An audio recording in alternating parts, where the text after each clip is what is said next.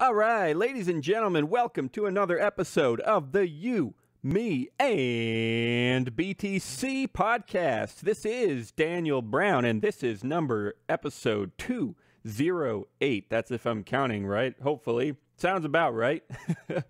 I'm wrong. It's 207. Welcome to the show tonight. Holy crap, it's a Monday. Happy Monday. You made it through if you're listening to this because it's Monday evening. I got lots of fun stuff, guys. CryptoKitties. CryptoKitties taking over Ethereum. Now, the reason I got to talk about it is because I'm actually a big fan of the idea, and I'll get into all that. But obviously, there's the whole scaling issue and whatever else. So we're going to have some fun with that. And I want to talk about Big Bang Theory. We briefly mentioned it in some past episodes that the show on CBS, Big Bang Theory, was going to do an episode about Bitcoin, and I did get around to watching it. I enjoyed it, but we'll get into a little more of that. Thanks for joining me on your Monday night. Again, I'm Daniel Brown, and we're going to get into this. Here we go. First, I want to thank our sponsor who makes this second episode every week possible. That is America's Card Room, your destination for all your poker needs on the internet, especially if you want to play poker with crypto. That's right. Whatever you got, Bitcoin, Bitcoin Cash, they accept over 60 different cryptocurrencies. You, me, and BTC.com/poker will take you right there to try it out. You can deposit and withdraw with crypto. Gamble your way to the heavens if you want, or wherever it takes you. Whew. All right. Yeah, guys, I want to talk CryptoKitties. Listen, if you know me, you should know that I love games. I love fun. In fact, I think just last week, I was super recently, I remember telling you guys how the only ICOs that I even got involved in were like Spells of Genesis and Space Pirate.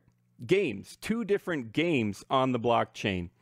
And technically they're called card games because that's really just terminology though, right? I mean, a dragon card is no different than a kitty or, and if you got to equip stuff to your dragon or equip stuff to your kitty, whatever you like, it's all the same idea. It's collecting stuff, progressing your assets on the blockchain or on a blockchain. They're different blockchains in this case because Spells of Genesis and Space Pirate are both built on Bitcoin, and CryptoKitties is built on Ethereum, which is totally worth talking about because, geez, Twitter is harsh. It's rough out there, guys. Man, obviously you all knew that. It's nothing new, but something as innocent as kitties, right? Pops up and all of a sudden that's why Ethereum sucks. Ethereum sucks because they can't scale for kitties or whatever they say, A lot of people said that, it was more raging about scaling Bitcoin, the same crap we've been going through for however many years now, just raging on social media. It's crap, I tell you. But yeah, it's happening. And sure, it's an interesting, thing to note that, yeah, it's having trouble scaling. The blocks are full on Ethereum now. In fact, I want to get into an article from CoinDesk because CoinDesk is a little too mainstream these days and a little shallow at times, but I actually thought this article hit the nail kind of on the head. So I'm going to scroll through this and just see where it takes us. If you ever want to find the links to our shows, you can go to you, me, and BTC.com/E207. In this case, whatever number it is. In this case, like I said, 207, not 208, like I said at the beginning. Anyway, this is from CoinDesk, written by Alyssa Hertig. Can a crypto app be too easy and fun? That's TOO. Can it be too easy and fun? That might be the case with Ethereum, where one project is proving so popular it's putting pressure on the network's technology.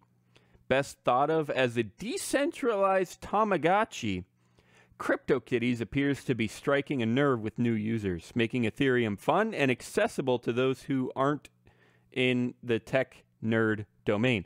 Yeah, Tamagotchi, whew. That's a... You're showing your age if you remember that one. I mean, I'm not that young anymore, and I barely even remember Tamagotchi. It's just this little old, digital keychain where you had a pet and you had to feed it and whatnot. Had like 3 buttons on it, and if you forgot to take care of it, it would die. At least from what I remember. Like I said, I barely remember it. Anyway, back to the article. Already, the app, which uses Ethereum's blockchain to create a public shared history of cryptographically unique, not to mention cute and cuddly, fluff balls, is Ethereum's most popular, with users having spent at least $3 million total on breeding, buying, and selling the in-game items, up from $1 million just yesterday. And currently, the average cat is trading for $100 in Ether. $3 million, guys. That was written. This article is from today, December 4th, 2017. Whoo! That's a lot of trading for CryptoKitties. And who knows? It could be a fad. In fact, I'll go ahead and make that prediction. I don't really see why it wouldn't be a fad. People are going to play it. It's going viral on Twitter, and then in a couple of weeks, it'll be kind of gone. Yeah, I mean, I'm not completely gone. I'm sure some people will play it still, but it's going to be more or less irrelevant in a couple of weeks. I'd be call it a couple months. I'd be willing to bet on that probably. Just like Pokemon Go, same thing. Like, it was so exciting, so viral, and it was fun, interesting, eye-catching, all that stuff. But it didn't last. I'm sure, I mean, again, it's not completely dead, but it didn't last. Let's be honest, guys. And yeah, I will. I'm seriously going to predict that's where CryptoKitties is going to end up, only because of that viral vibe that it has. It's just nothing against it. It's clearly just a viral thing to me. Prove me wrong if you want, CryptoKitties, but that's where it seems. Now, yeah, so how does this stack up against, like I said, Spells of Genesis and Space Pirate? Now, I haven't done a ton with Space Pirate. It's still in development. I've done a decent amount with Spells of Genesis. I love those guys. I love the game. They have an app on your phone. You load it up. It's got great graphics. They've sponsored us before, so I don't mind saying great things about them because they're great.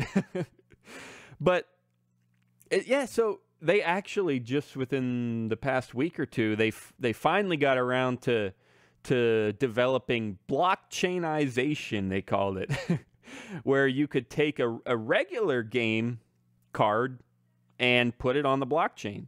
Normally, it was the other way around. You would collect cards on the blockchain and bring them into the game, or you would play the game by itself, and you didn't really even have to know anything about the blockchain. But now, you can start by knowing nothing about the blockchain, develop some cards, some assets, and once they're good enough, you can literally convert them to a blockchain asset that the developers will send you. So, anyway, there's that.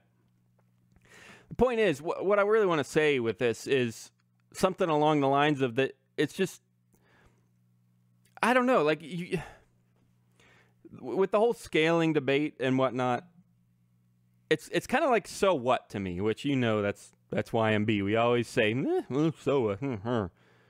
Yeah, but seriously, like, yeah, so there's kitties on the blockchain, so they're expensive. That's what people are doing with their money. Nobody's forcing you to buy kitties. I promise you, not even the government, not yet. They might get there, but they're not forcing you to buy kitties right now. They're just not. It's just the market. That's what they like. That's what they do. People like to have fun. People like to collect things. People like fluffy pictures of cats. Like, there. That's why it's kind of a so what to me. And same thing with everything else on Spells of Genesis or whatever. Yeah, they're fun. Collect cards.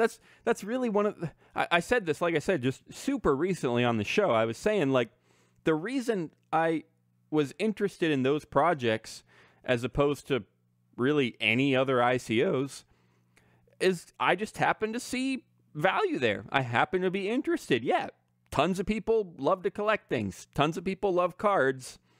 And hey, oh yeah, if we could put them on the blockchain, we could prove that they're rare.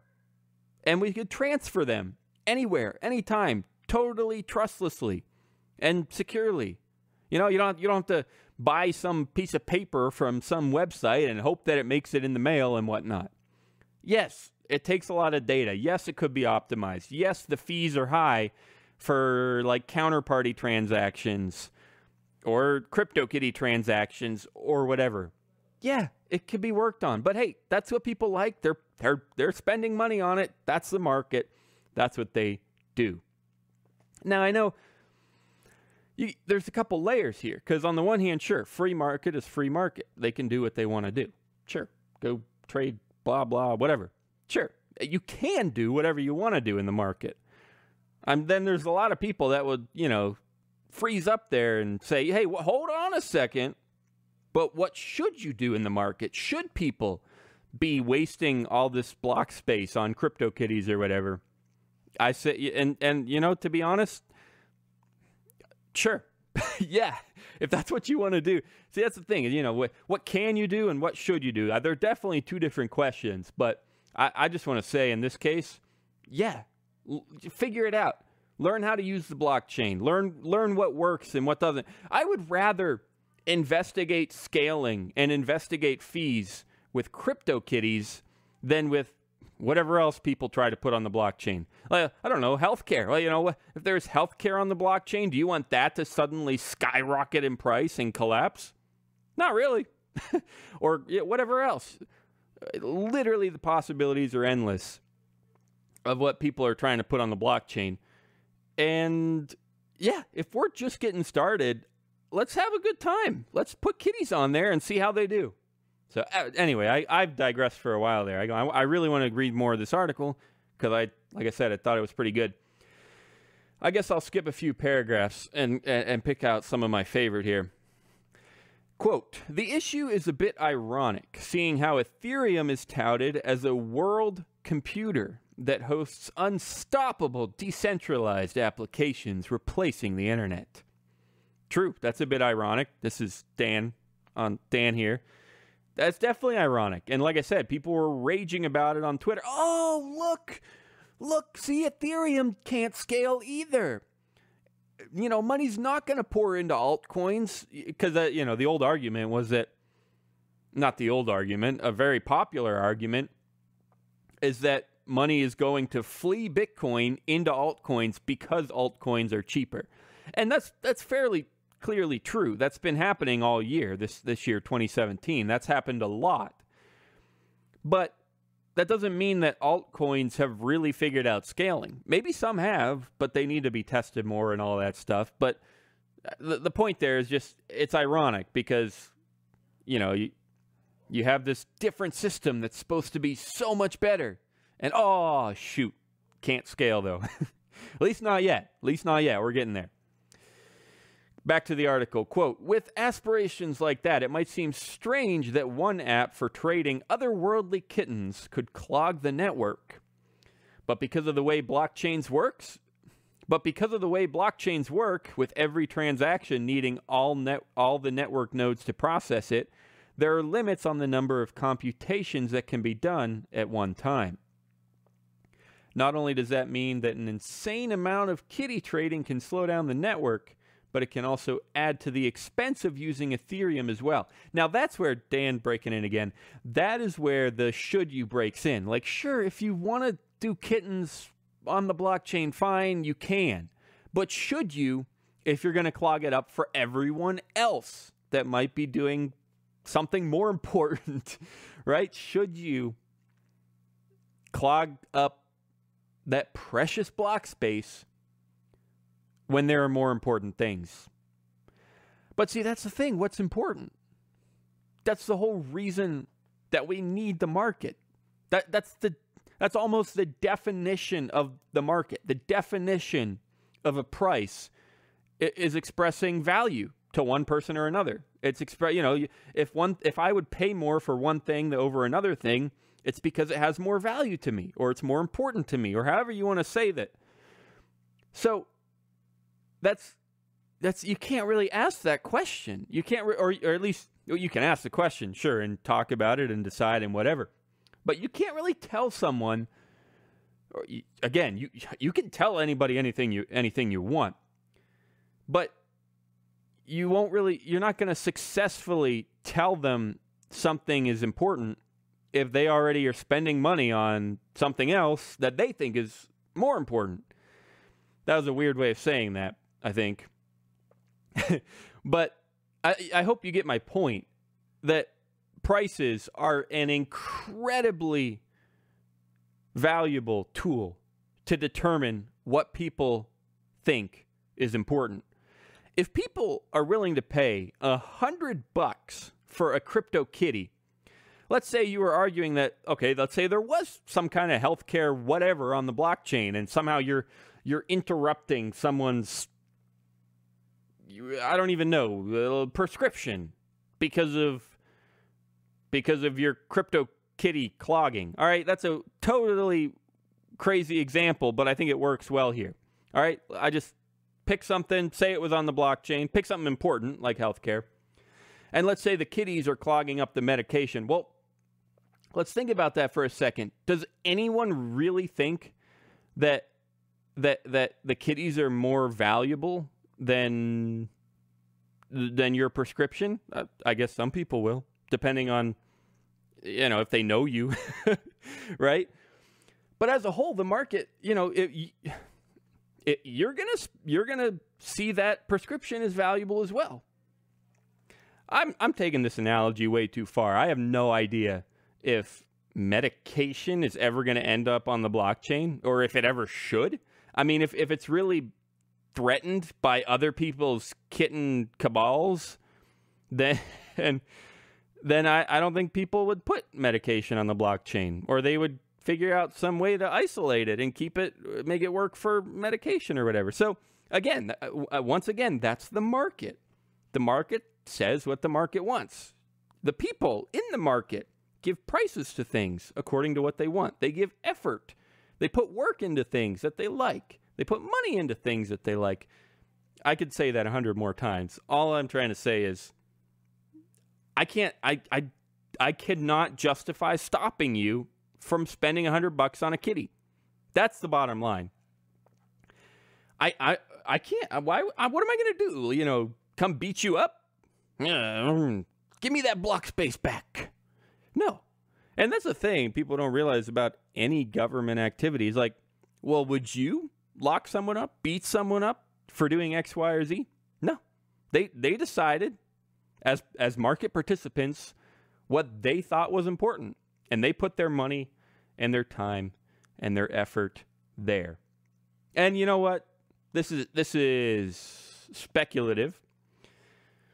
But if we did take that analogy to the extreme and somebody was going to die because they weren't going to get their medication, I can almost promise you, I'd be willing to bet a lot of money that the community would step up and say, hey, we've been messing around with kitties for a long time. It's been fun. Some of us have made money. And yeah, we're going to help this grandma out with her medication. That's speculative. Obviously, it depends on the individuals and how stuff goes down. But just for kicks, I want to go ahead and tell you that I think that's exactly what would happen. If that analogy really went to the extreme, people would just be like, oh, okay, yeah, here, take this kitty. Go get yourself whatever it is you need. All right. Going on a lot here. Yeah, jumping down some more paragraphs. I'll get a bit more in. We're supposed to keep Monday episodes short, so we'll move on after a few more paragraphs. Quote, in short, Ethereum has its work cut out for it. And as usual, whether or not you think CryptoKitties is a positive movement for Ethereum, is a positive movement for the Ethereum community, is colored by whether you support the protocol in the first place. Ethereum supporters have a reason to be excited that an app is finally showing what the platform is capable of, as outlined in a Reddit thread, which lauds the game as a successful proof of concept. Oh, there's a lot I could cover there. I guess I'll try to take it in order and try not to forget anything. First of all, this is one of the reasons I thought this was a great article. She very clearly says, once again, this is Alyssa Hertig from CoinDesk. She very clearly says, like, hey guys, it's pretty obvious that if you like CryptoKitties or you hate CryptoKitties, depends on whether you like Ethereum or you hate Ethereum. And it sucks, but that's, once again, that's just another, indicator of the conflict in the Bitcoin community. I know I just said that we would pay for grandma's medication, and I still believe that, but I also still strongly believe that there's a crap ton of conflict in the Bitcoin community. Nobody really questions that. And really, it sucks. That's why, again, it's just a simple, honest point that I liked in this article. Yeah, you're probably going to be biased by whether or not you like Ethereum. Because really, people have been beating up on Ethereum, but like I said, the exact same thing has been going on Bitcoin for ages with Counterparty and all those tokens. And they take a lot of data and a lot of block space and a lot of fees. And I pay them sometimes. I pay $4, $8, $10 to send a card because it has value to me. It's an investment or a arbitrage or whatever. So, and yeah, so I guess what I'm saying is if people are ripping on Ethereum for this, they should step back and be like, oh, shoot, wait, that happens to Bitcoin too. So anyway, there's that. And I liked her honesty there. It's just, hey, people are biased. But then, yeah, then she also says that, I don't know, this just made me laugh. The app is finally showing what the platform is capable of. It's a great proof of concept.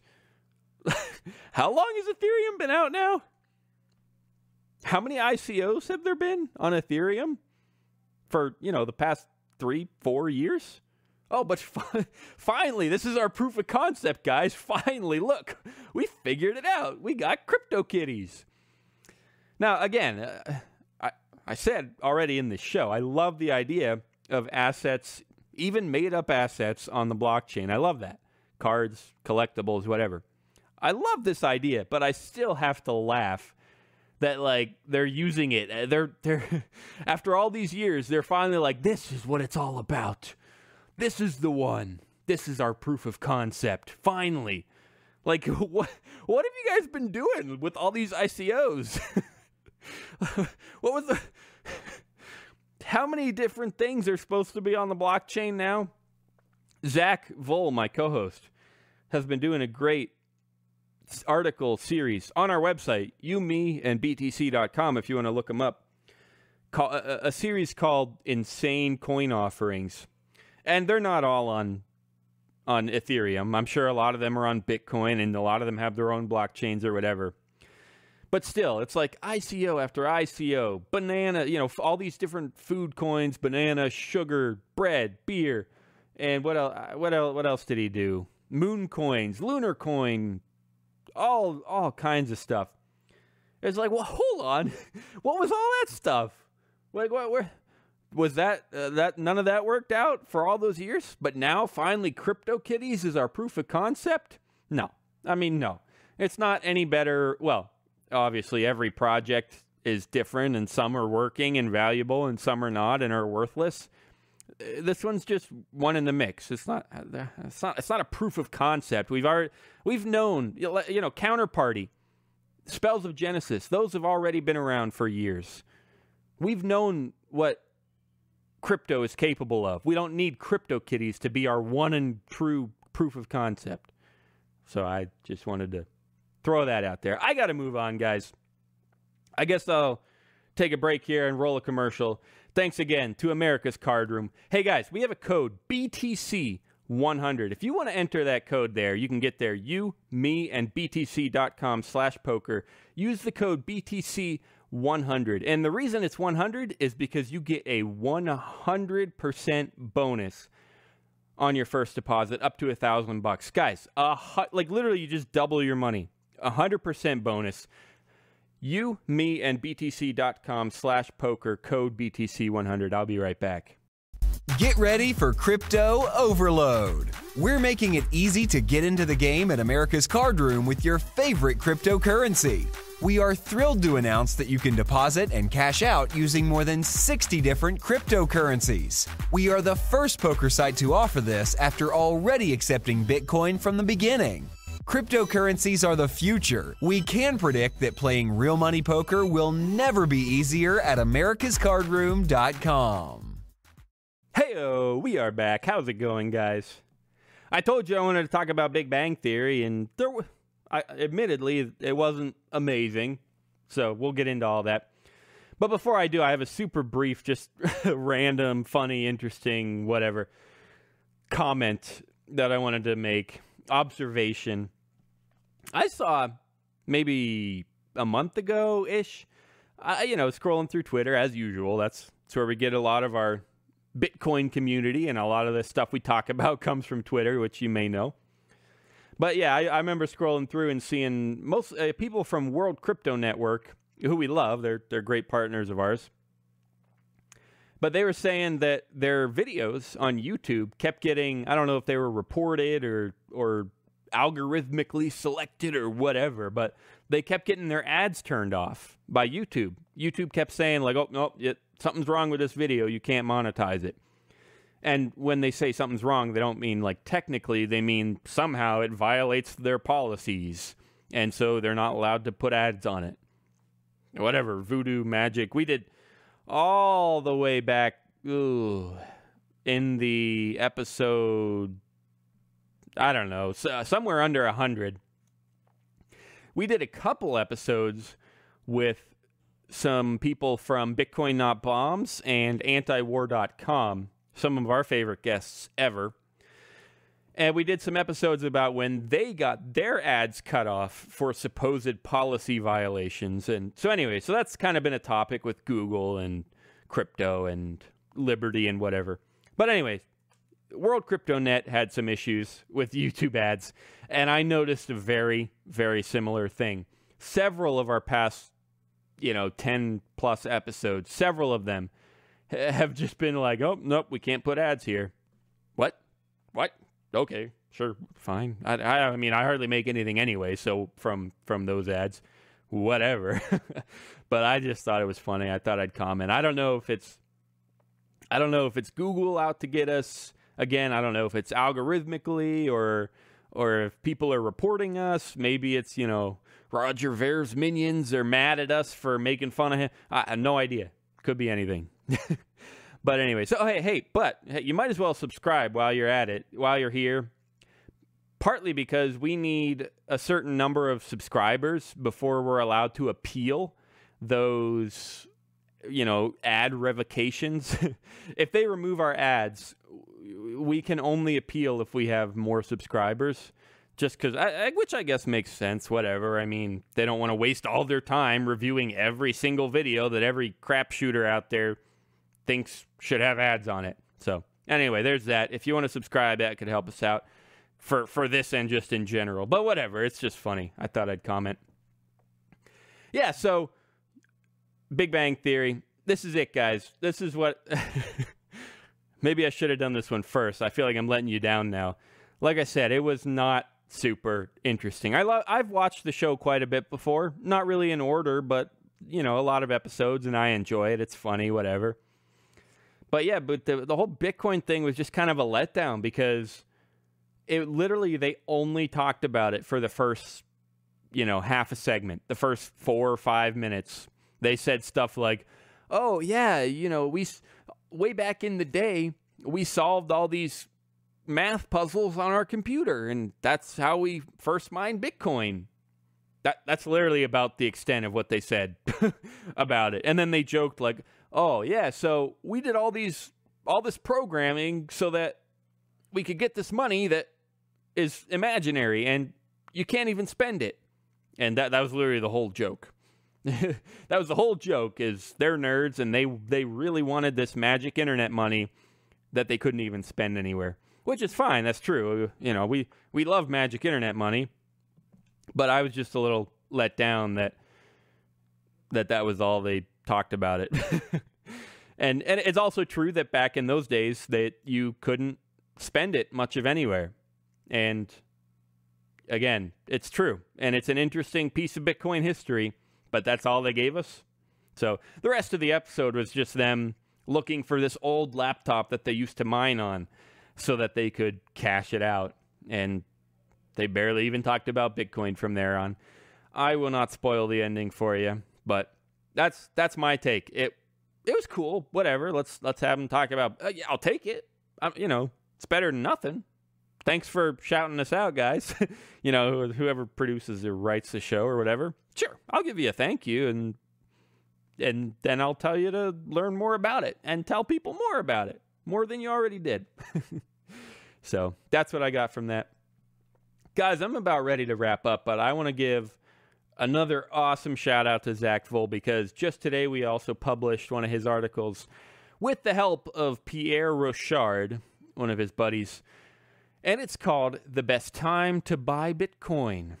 And it's a truly helpful article, but it's also hilarious. And can you really buy Bitcoin at the right time?